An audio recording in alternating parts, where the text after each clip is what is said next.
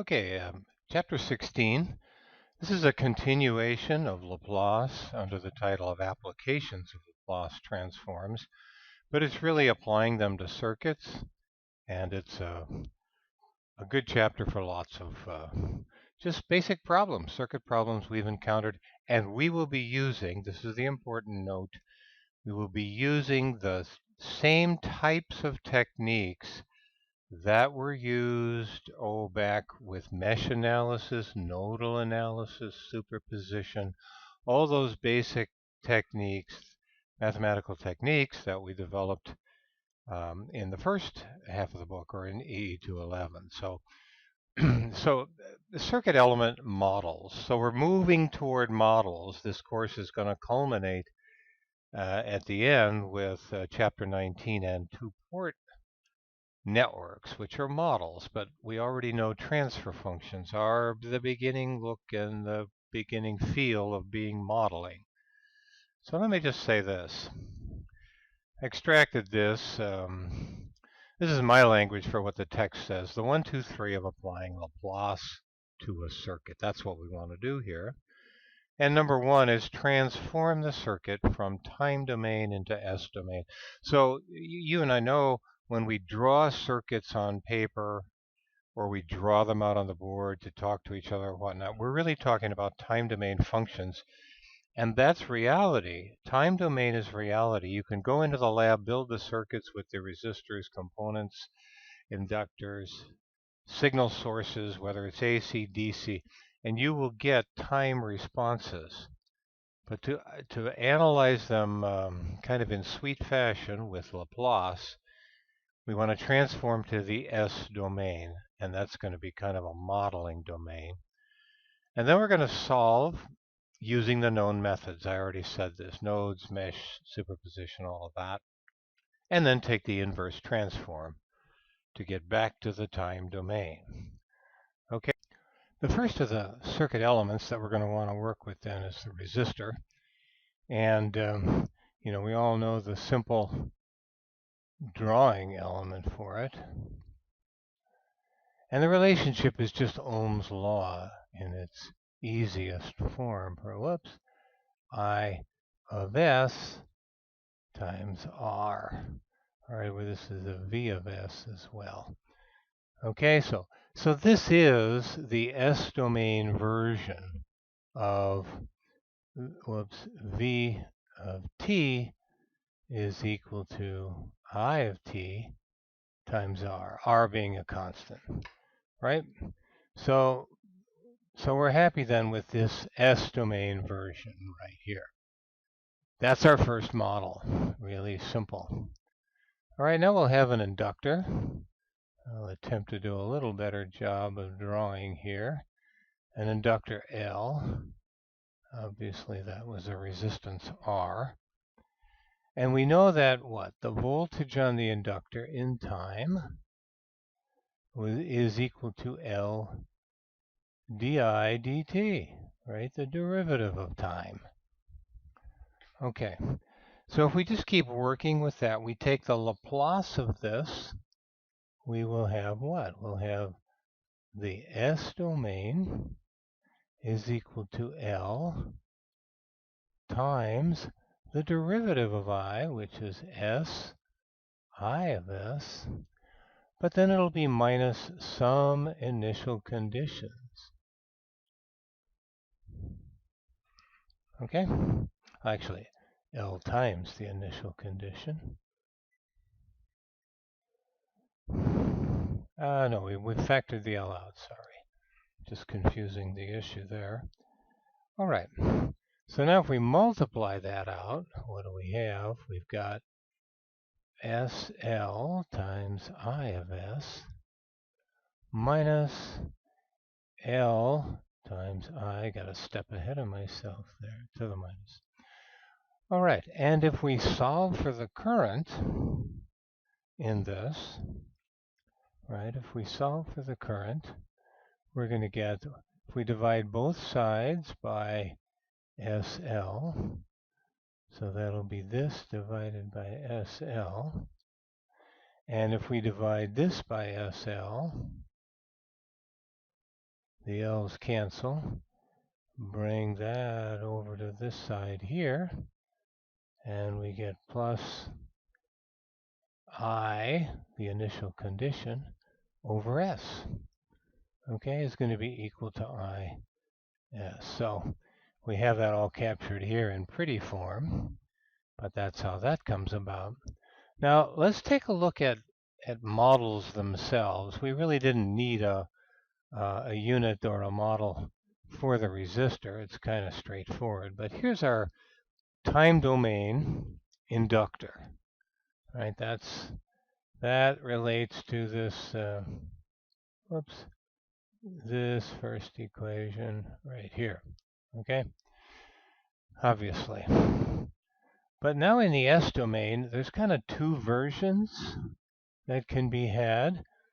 If time is if responses are 0 at time prior to 0, then this whole element right here, this voltage source, is 0. This is the model that I like the best. I mean, you're going to need both of them because there are times when, depending upon the equations you're writing, there are times where this model is, I'll call it 1 versus 2, is going to suit you. What I like about 2, though, is this sort of looks, what have we got here? We've got this source, right, is exactly that guy right there. Yeah, it's exactly that. And this is the response of an element whose value is SL. And it's a sum of those two. This is a nodal equation. All right, so this is a nodal looking model. Okay, and that's why I like it. Let's go on to the capacitor. All right, so here we are with our capacitor element, boom, boom, right? And we have what? I of t is equal to C dV dt. Okay, same kind of thing going on. Well, we know we're going to track this to be very similar to what happened with the inductor, right? We're going to have I of S is equal to C times what? S V of S. Right? Isn't that just a nice, simple, handy way to take a derivative, boy? Minus V at 0 minus. Right? Kind of just switch the V and the S. All right, and we can multiply that out and get SC V of S minus C times V 0 minus. Okay?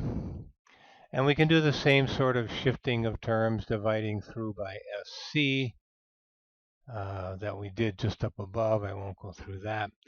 And we get right down here, right? So here's our I term. Our I term here, where's my pen? Our I term that got divided by SC. And we're used to seeing that, right? This is the impedance. And if we were to apply Ohm's law, the impedance times the current is the voltage, right? The Z times the I is the voltage. Only now we're including an initial condition, and it likewise gets divided by S. Okay, so let's just take the next step to the model. Here's our time domain model, right?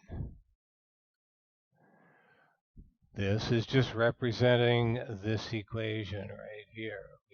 We don't even think of it as a model, really, because it remains in the time domain, and time domain is reality, like I said earlier.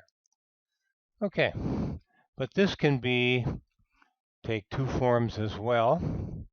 And you can see, for me, this equation right here has what? A loop look to it, or a mesh.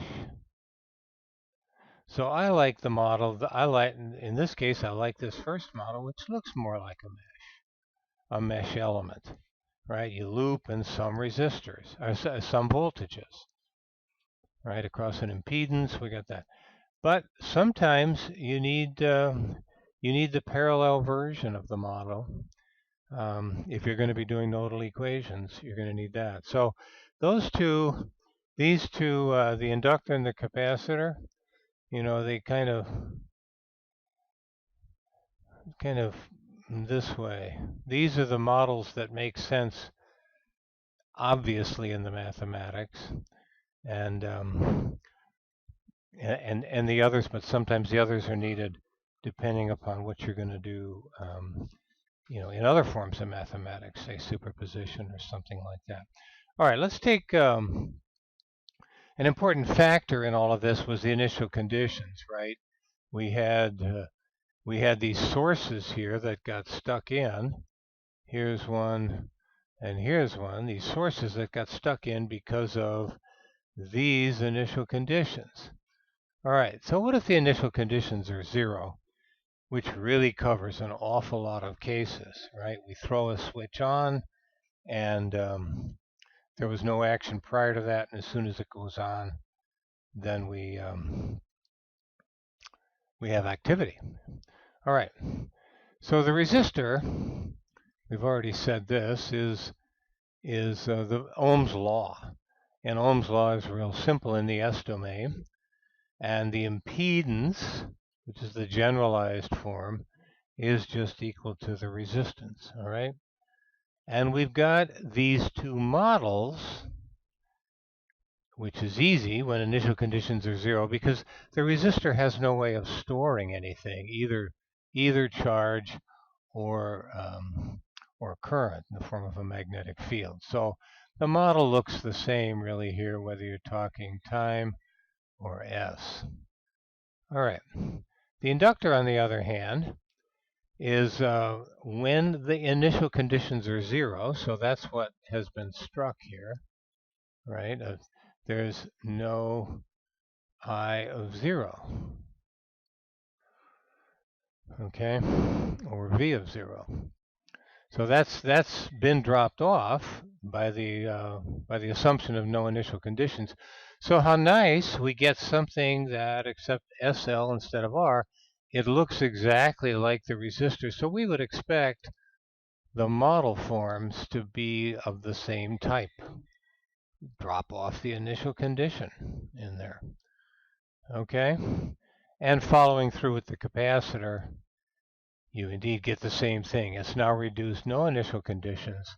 So we have these real simple models. Okay? And we've been using a form of this. We kind of didn't consider initial conditions or any of that with three-phase. We just went right ahead and called this Z, and we did our series and parallel elements and that sort of thing. Okay, let me say a few words then about dependent sources. Okay, so dependent sources really independent of how the source is. If some function has a transform, right? If it has a transform, the dependence, some a f of t, some multiplier, and a constant multiplier, is simply a times the transform, right? That's just one of the fallouts, I guess, of the linearity property. Is really what we're talking about here. This is linear, right? Linearity. So that's what we're talking about with dependent sources. They're linearly dependent. Okay, so there's only two ways this can go. You can have either a voltage source that's dependent or a current source that's dependent. But either way, the Laplace transform of a dependent source. So here is one of those, the voltage source. The Laplace transform of all of this is just simply A times the Laplace transform of that piece itself. Okay, so really nice there. All right, let's work a couple problems. All right, let's let's look at practice problem 16.1. And remember, let's just use our 3 steps, right? Where we transform the circuit, then we solve by traditional methods, or nodal, mesh, whatever works, and then do the inverse. Okay, so the individual elements here now, the 1/4 farad capacitor, right, becomes what?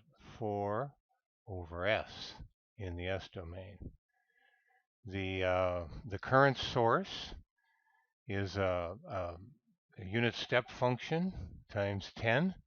So that is what? The 10 u of t will become 10 over S, right?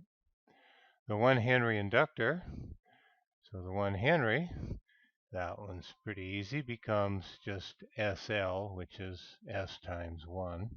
And the 4 ohm resistor is still the 4 ohm resistor. Okay, so we've transformed the elements. Now I'm going to just align real easy. I'm going to reverse these two, the order here. So I'm going to put that current source on the outside as I redraw it in the S domain. And then I'll have just 2 meshes. So here will be the inductor, and here my resistor, right? And this will be one of the circuits, and this will be the other one. So let me just fill in the numbers real quickly. I'm still in step 1, right? Transforming the circuit. This is S, this is 4, and this is what we desire out here, V out. Okay, now here we've got this current, which I'm just going to call I of the load. We kind of know what this current is. You can say there's some loop current here, but the one at this point is just this current source, 10 over S, right? So we can go through the deal of calling this I1 and this I2, but really we already know by inspection that, whoops, I1 of S is equal to 10 over S, right? And we can write the loop equation then in this second loop. So I'm now in step 2 right here. I'll write my equation. So this would be step 2. Transforming the circuit is step 1. Here I am in step 2 now, and I really just want to write this second loop equation. So it is I1 minus I2 times 4 over S, right? So I've got 4 over S times I1, and let's just plug that in, 10 over S minus I2 of S. All right, that's the voltage then across here in that direction. So that's going to be equal to I2 of S times what? S plus 4. Okay? And our final output, V out of S, will be 4 times I2 of S. All right, that's what we're after. So we're really just solving this equation right here for I2 of S. So let's gather it all together. And we've got what? 40 over S squared minus 4 over S times I2 is equal to I2 times S plus I2 times 4. Okay, we'll keep on gathering here. So we'll get 40 over S squared on that side, and that will be equal to I2 times, what have we got now? Bringing this right over, it's 4 over S plus 4. And this right, where was I? Right here. We can factor out a 1 over s, right? 1 over s times I2. At this point, you're kind of, any of your usual solutions are going to be just fine if we factored that out.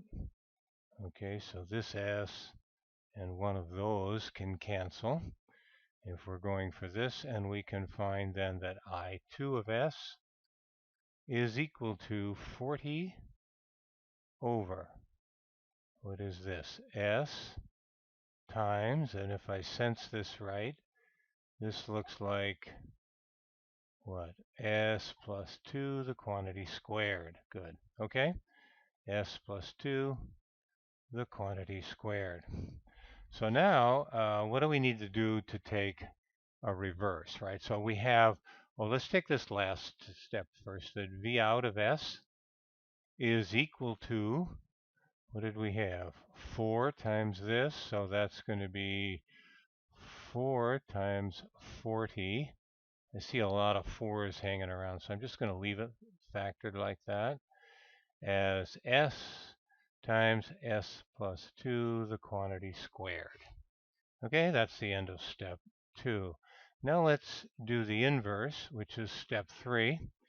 And it looks to me like we have to do a fractional decomposition here on the 4 times 40 over s times s plus 2, the quantity squared. And what's that going to be? That's going to be a k1 over s plus a k2 over s plus 2, the quantity squared, plus a k3 over s plus 2. Okay? Now we will solve for the first two of these, the k1 and the k2 first, and the k3 we're going to have to just pick another value. So if for k1, we get that when s is 0, we multiply by s. Let's say multiply by s, and insert it s equals 0. So what will that be? That will be 4 times 40 over s plus 2, so that would be 0 plus 2, the quantity squared, is going to equal to, the s is here on all of these sides, and it turns out 0. It get multiplied away here, so this is directly k1. And what is that? 2 squared is 4 times 4, so k1 is 40. All right, for k2, right, we will multiply by s plus 2, the quantity squared, and evaluate at s equals minus 2. Right, so that will be 4 times 40 over s, which is now a minus 2. And this will give us, if we multiply s plus 2 squared, and then factor both the k1 and the k3 terms are gone, so this will give us k2 directly. And what does this amount to? Minus something here. Looks like minus 80. Whoops, bad term. Okay, now for k1, all right, we're going to just evaluate at s, and I'm just going to pick minus 1, okay? And we have to just plug in now. There's no multiplying by. We just plug in everything at s equals minus 1. So this is 4 times 40 over minus 1 times 2 minus 1 is 1 squared, all right? And that's going to equal, looks like all that's going to amount to is a minus 160. So on the right, this is going to be k1, which is 40 over s, which we've chosen as minus 1, plus k2, which is what, a minus 80, over s plus 2, so a 2 minus 1 is a 1, 1 squared, so 1 squared, plus finally K3, finally get to what we're after, times 2 minus 1 is 1. Okay, and we solve for K3. So what does this give us? We've got collecting all the terms. I'm actually going to go bouncing up here a little bit, give myself room. It will be 4 times 40. So 4 times 40 over a minus 1, so minus. And then I've got a minus 40 on this side, so it'll be plus 40. I'm moving this term over. And then I've got minus 80, so that'll be plus 80 is equal to K3. All right, and that looks to me like that's going to be 40 plus 80 is 120, minus 160 is a minus 40. All right, and now if we do our inverse, we can look, we got a whole lot of 40s here. So I'm going to write this as 40 times what? K1 is the f of s is 1 over s. And then we've got K2 is minus 80. So that's going to be minus 2 over s plus 2, the quantity squared. K3 is minus 40, so that'll be minus 1 over s plus 2. Okay, so that is our transfer function, or that is our S domain value of V0s. So we can just unpack these terms individually now. This will be 40 times the 1 over s is what? That's a unit step, right? So that's going to be 1. This whole thing is going to be multiplied by a unit step. Where did my pen go now? Whoops, so that will be a 1 minus 2 times something. So here's s plus 2. The transform of that, if I look it up, is just going to be t e to the minus 2t. And this is just e to the minus 2t, so but it's times 1, so minus e to the minus 2t. Okay, that looks like it is probably the,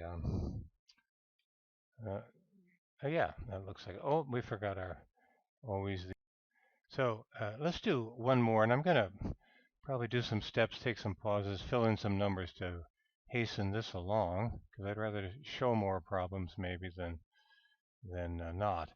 So the author here has included a note that says, since the voltage is multiplied by U of t, the voltage source is a short for all time less than 0. That's just kind of a roundabout way of saying the initial conditions are 0. Okay, so we can transform here quickly. So our step 1, right, is transform.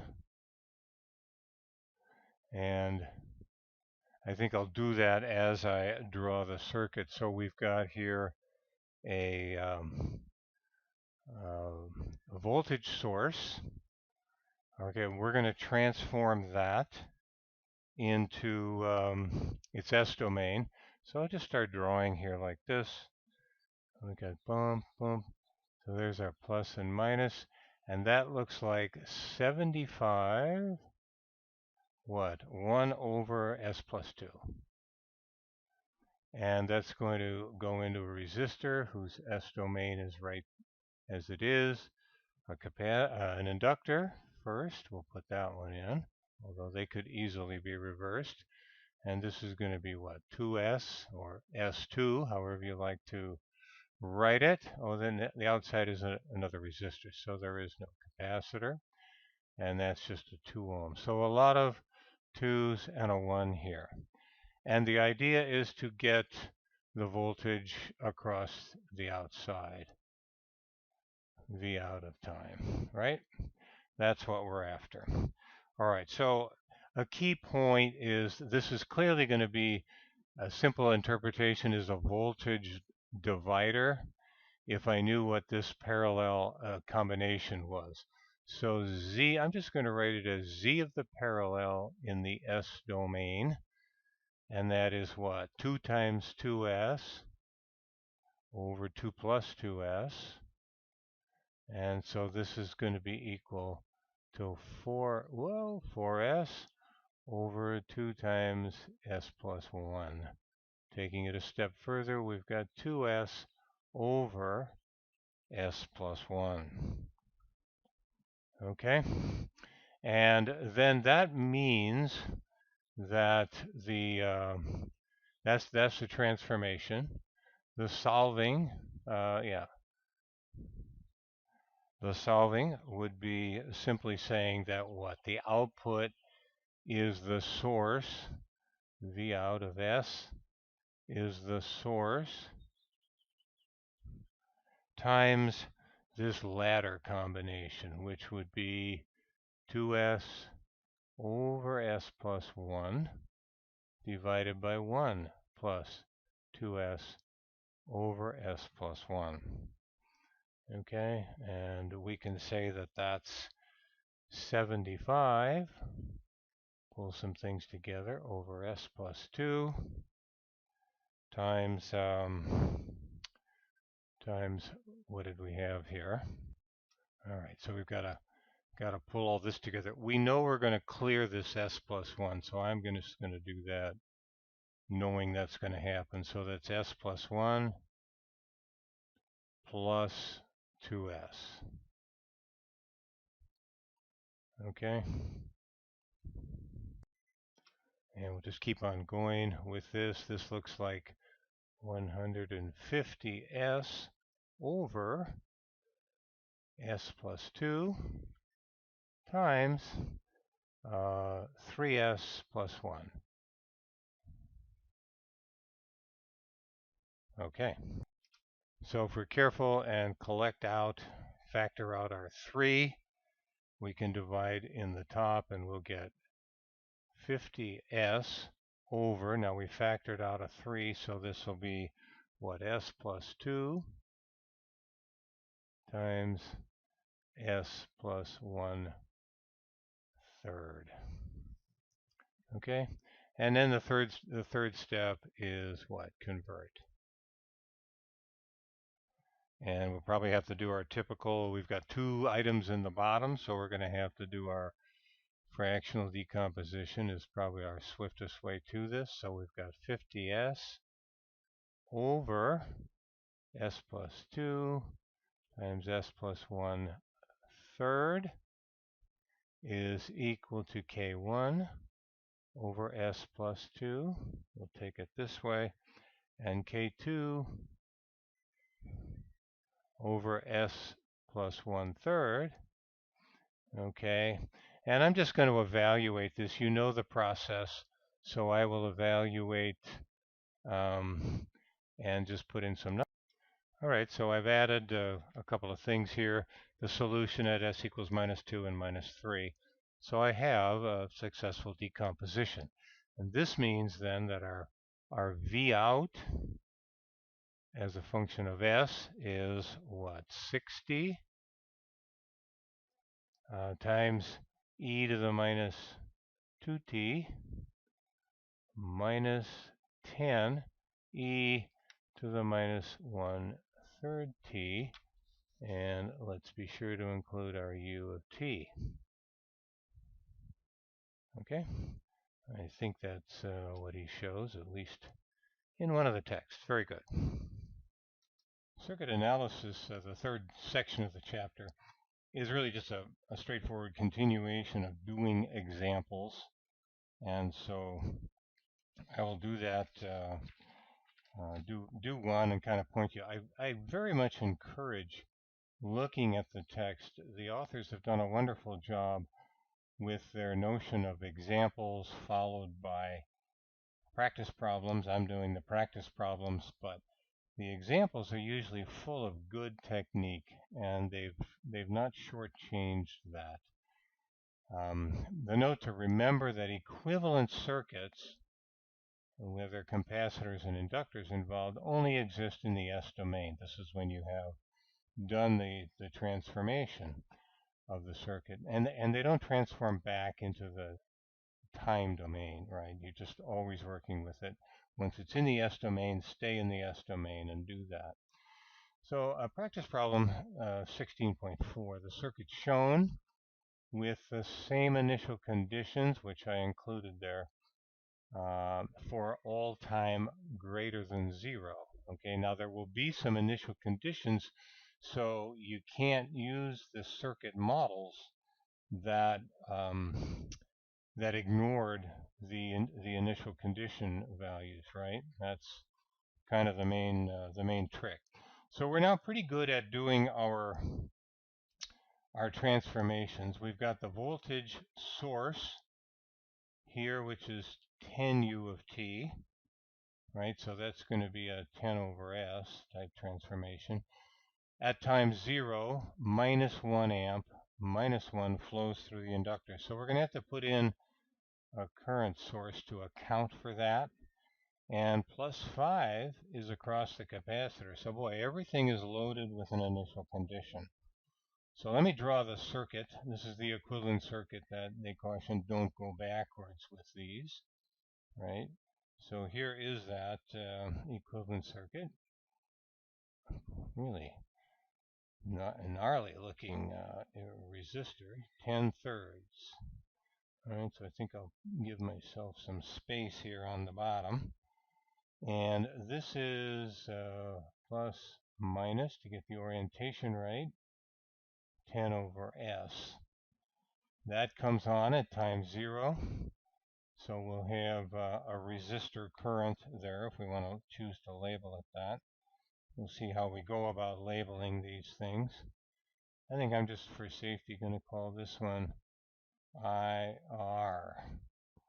What goes across the middle now? We've got an initial condition on the inductor, and I told you before, if it's possible, I lost my pen. I like the model that looks this way, where they're in parallel, and right, we can put in the current source here, even though they literally join down there. I'm not going to do that. So here was how it is drawn, and it's minus 1 over S is that initial condition. And this is 5 Henry, so this is 5S is the size of that guy, and has a current IL flowing through it. Whoops, here we are, IL. And finally out here, so notice I'm drawing this separate to keep that initial condition clear. And I'll choose the initial condition for the capacitor, which is the series voltage, right? So plus minus and a 5 over S is that initial condition. And this is what? A 0.1 farad capacitor. So that's an impedance of 10 over S. All right, so there's our step 1, the transformation. Now we're going to do step 2, right? Solution. All right, this was transform.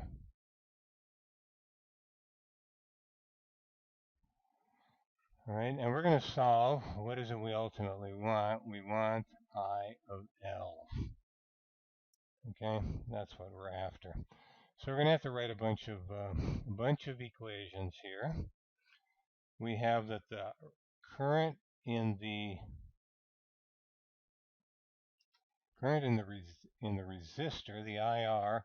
Tell you what, this is all one node over here, and I'm going to call this Vx because it will allow us to write the resistor current equal to what? The voltage source, 10 over S, minus Vx, all divided by the resistance, which is 10/3. Okay, that's the current entering this node right here. And if we now sum up what's going on the other side, the resistor current is equal to what? Vx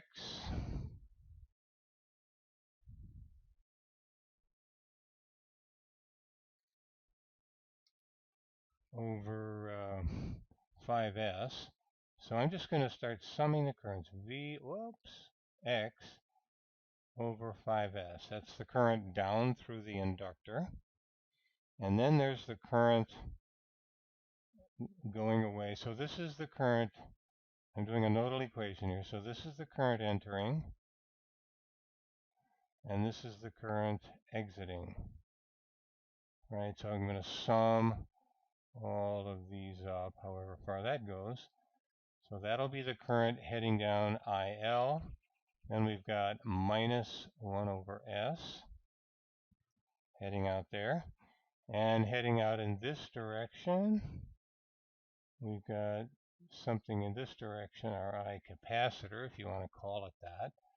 So that will be what? Vx. So plus Vx minus that initial power supply, or the initial condition, divided by 10 over S. Okay, so that's the current entering, that's the current exiting, and all we need to do from here is get our Vx. What is it we're after? We want to find the current through the inductor. Eventually we're going to want to get that.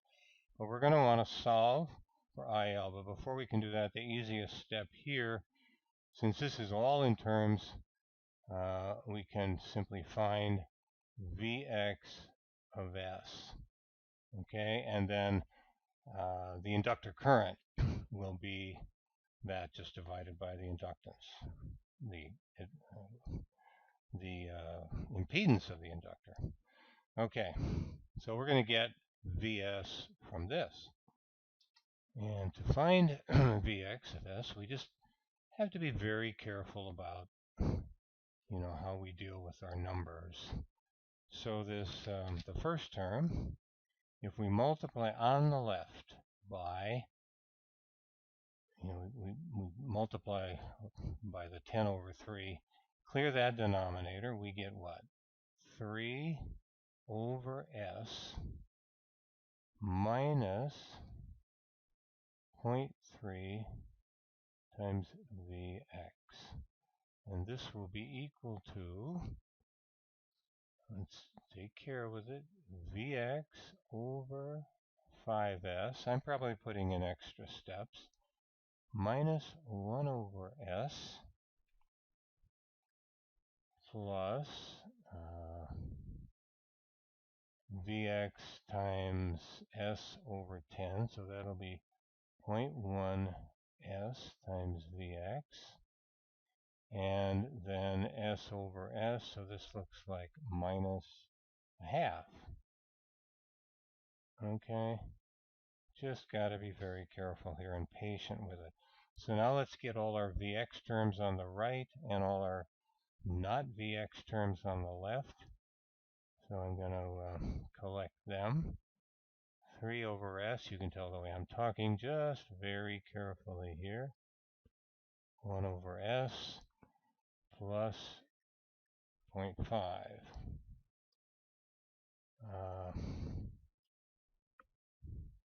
What is that? 1 over 0.5?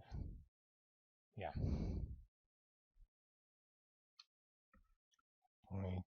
All right, so that's equal to Vx. Now we can factor out Vx, which is kind of the target all along. So that's 1 over 5s plus, moving that from the left to the right, plus 0.3 plus 0.1 s. Got to be real careful how we do this. So now, what can I do to help myself out here? I guess if I multiply both sides by 10, so I will put these together. 4 plus 1 is 4, so that'll be 40 over s. right? So I multiplied by 10 here is what's going on. Plus 5 is equal to Vx times 10 times this will be 2.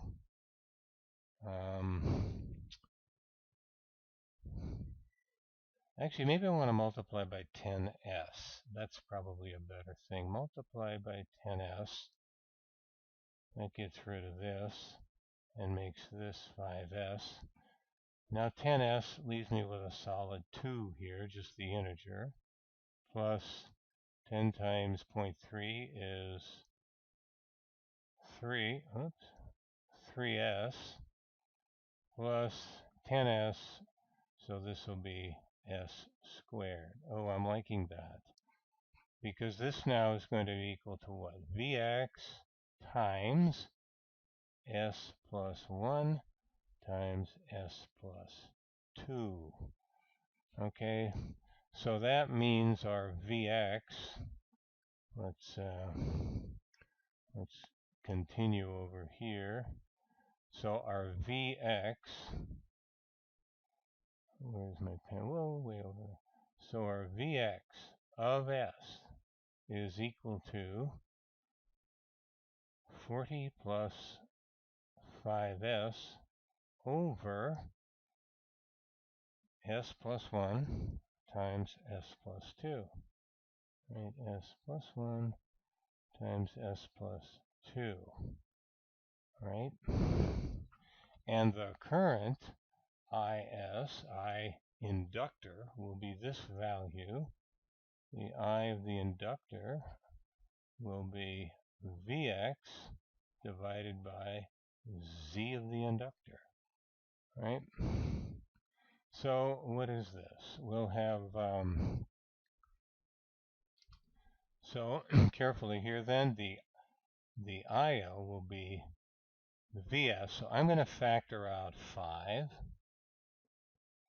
times s plus 8, 8 over 5s, that's our inductor itself, we don't lose track of that, times s plus 1 times s plus 2.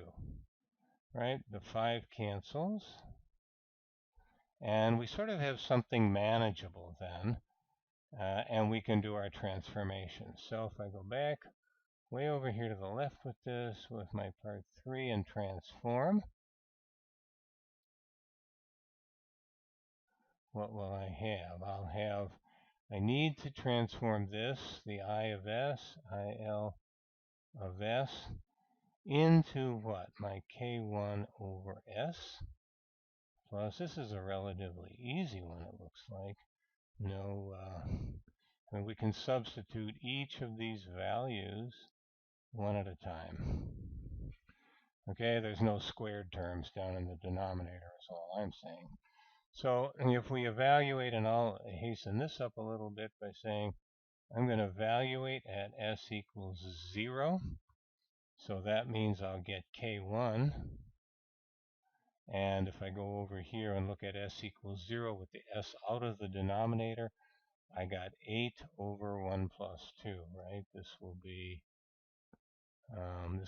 8 over 1 times 2. So that looks like I'm looking at a plus 4.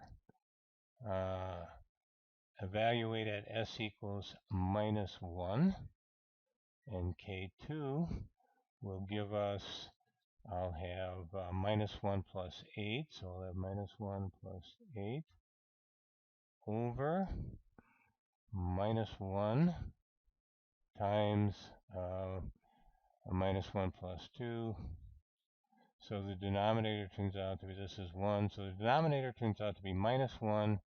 This turns out to be 8 minus 1 is 7. So this will be minus 7.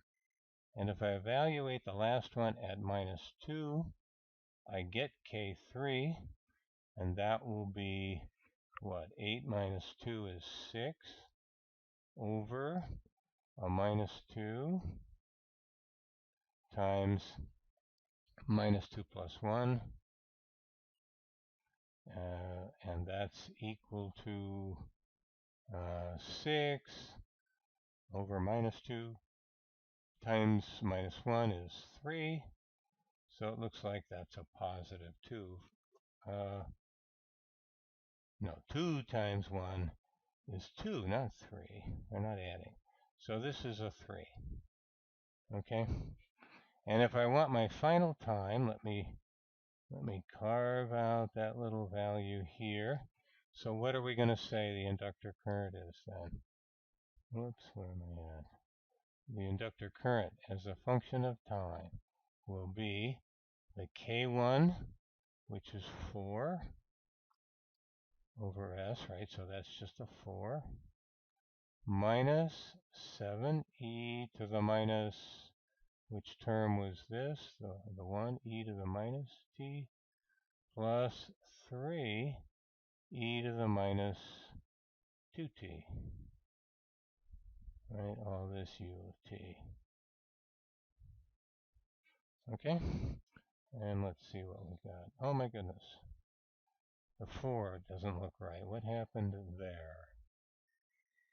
Oh, I don't see any way to correct that. I think this is a suspicious value. I'd question that. Okay? All right.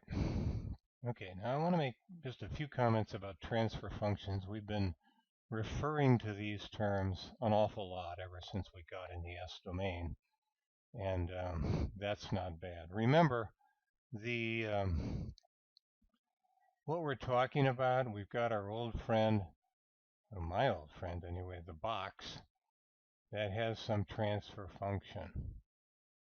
And there's an output, y of s, as a consequence of the input, x of s. Okay? Now you could also define, you could simply say, if I know the input and the output, so you can see where this is going. If I know this, and I know this, right, that defines this.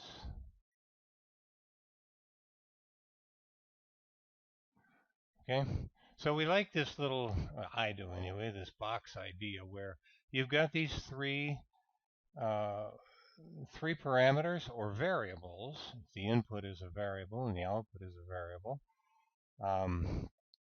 Then we define the missing one. If we know 2, we define the missing one. Very much like Ohm's law. I mean, really, it's just that same equation with different things plugged in. Some generalized h, y, and x. All right. We've already seen lots of ways to define this. H can be a voltage gain. In other words, y and x can be V out as a consequence of V in. Can be a current gain. This is a common one for transistors, by the way. The previous one, voltage gain, is a very common one for amplifiers, right? Hi-fi amps, that sort of thing. Current gain is a pretty common one for the transistors and the semiconductors, right? And these are amps. Other forms are impedance. I mean, these are the obvious ones, right? You can relate anything that relates voltage and current. These are the 4 ways you can do it. Or you can do it as admittance. Now, what this is heading toward is the possibility, right, that we can do this. Just so you have an idea where this is going. I got some H1, which is feeding some H2, could go on, right, some H sub n, and you eventually get Y out of it due to the forcing of X. Okay? That's why all of these interim possibilities here, these current gains, impedances, admittances, these all come into play because when I start stacking the pieces together here, where am I at? Whoops. When I start stacking the pieces together, these interfaces may not always be voltage, or they may not always be current. I may be going back and forth. I may have a voltage input that gets converted to a current output that then has a current gain and then gets passed back to be a voltage output. Okay, so I may be using the voltage, the voltage to current and admittance in the first stage, right? That's what I would have here, an admittance. And then I have a current gain here, so this is a current gain. And then I want to get back to voltage at the output with a current across it, right? So that's an impedance.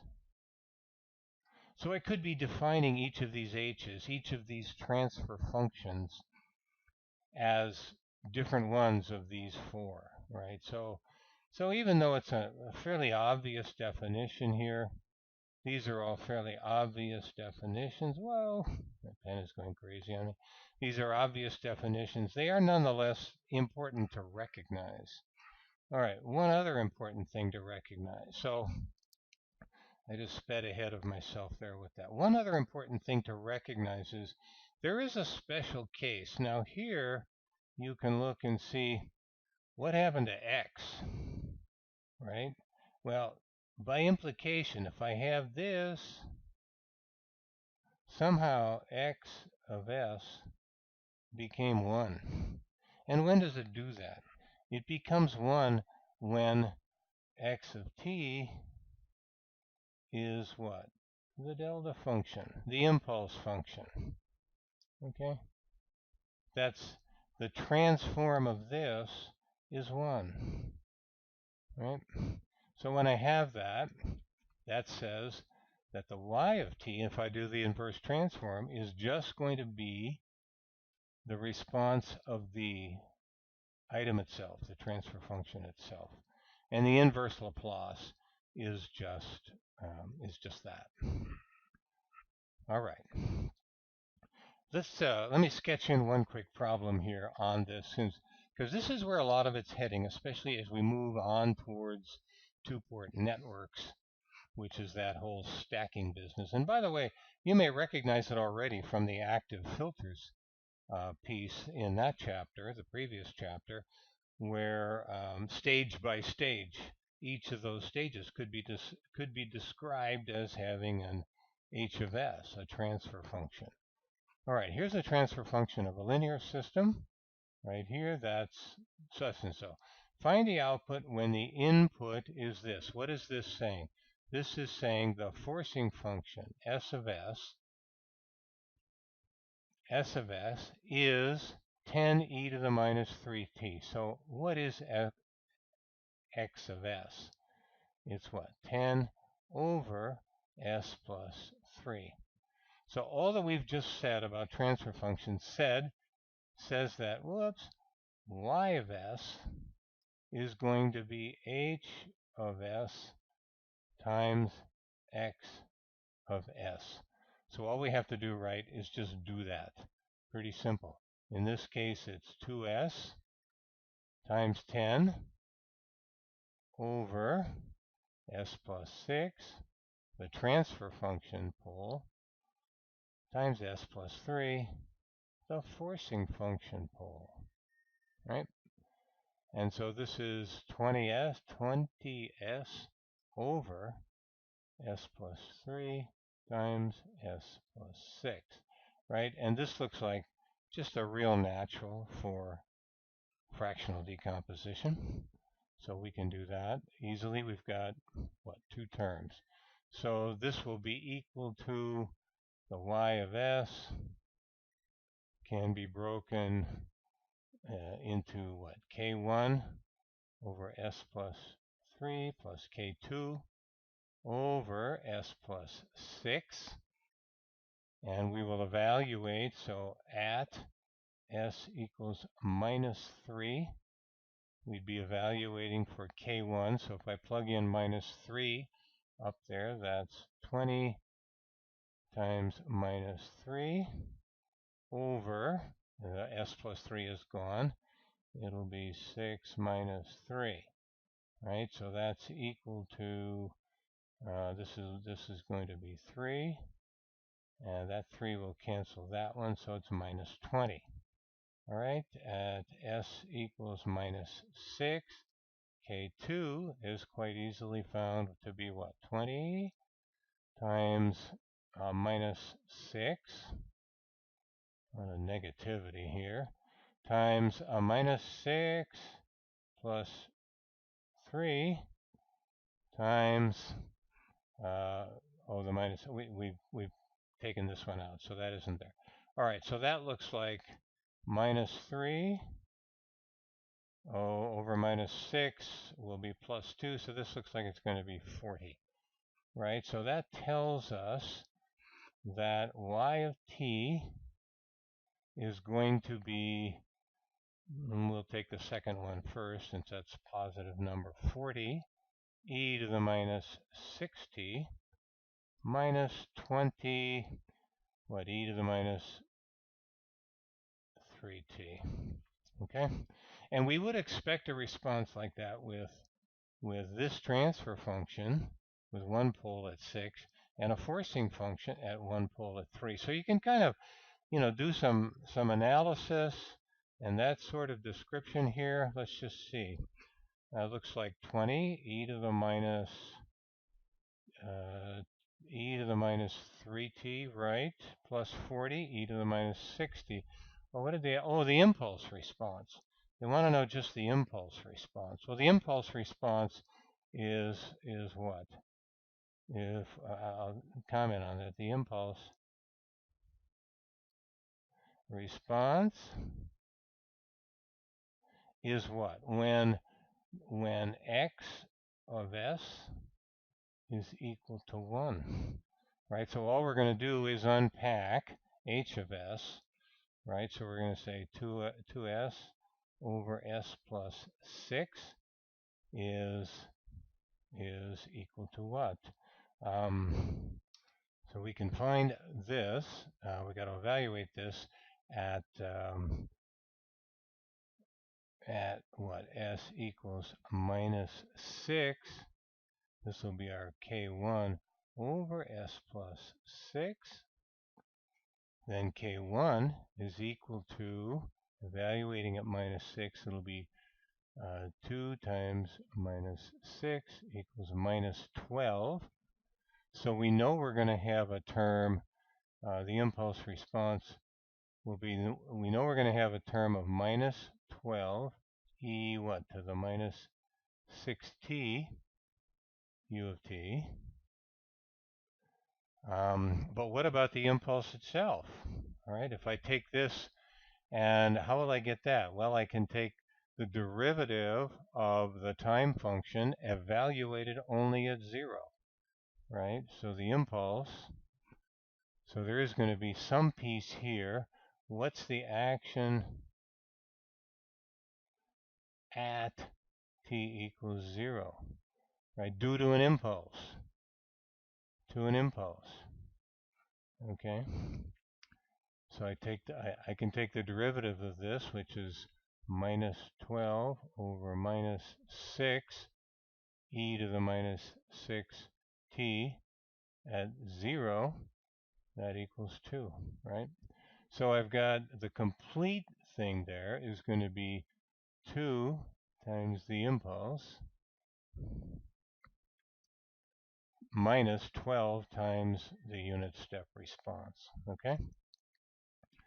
All right, I think this will, you get the idea. We're going to be doing a lot of problems. He's got a bunch worked out in the text. I don't need to keep doing this because it's going to recur and recur and recur. So this will be it for this this portion of chapter 16, and we're going to move on to the state variables, which is an essential thing for control systems and just higher order problems in general. All right, the generalization.